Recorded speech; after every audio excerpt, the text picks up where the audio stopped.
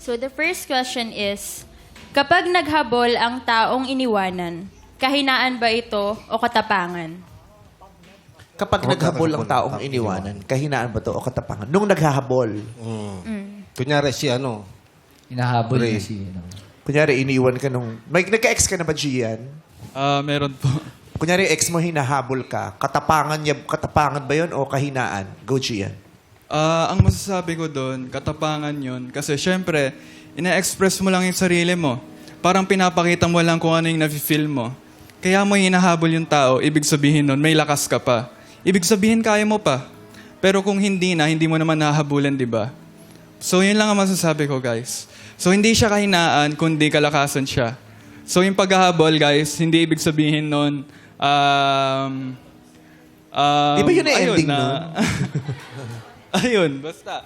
Hindi siya kainaan, guys. Parang pinapakita mo lang na kaya mo pa. Pero kung hindi na kaya, edi tama. na. Inulit mo lang talaga.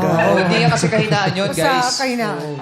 Pero parang Hindi, pero humihingi ng- gets namin yung sinabi mo, Gian. Daryl! Dio, para ho sa akin, ay di katapangan nga din.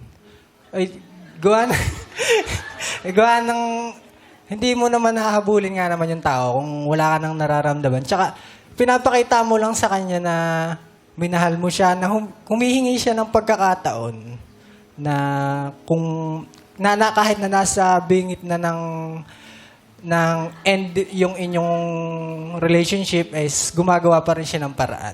Para sa akin po, katapangan. Parang masarap kasama tumambay ito sa tindahan, no?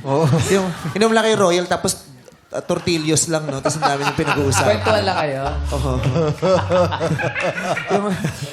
Magkakasundo kayo sa mamagitan ng tortillos.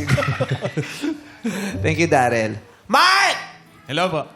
I think it's katapangan. Kasi it takes a lot to swallow your pride. But then again, hindi porket matapang, it's the right thing to do. Kasi bakit mo hahabulin yung someone na iniwanan ka, yung hindi na-appreciate yung worth mo in the first place? Ganda sagot nilang tatlo.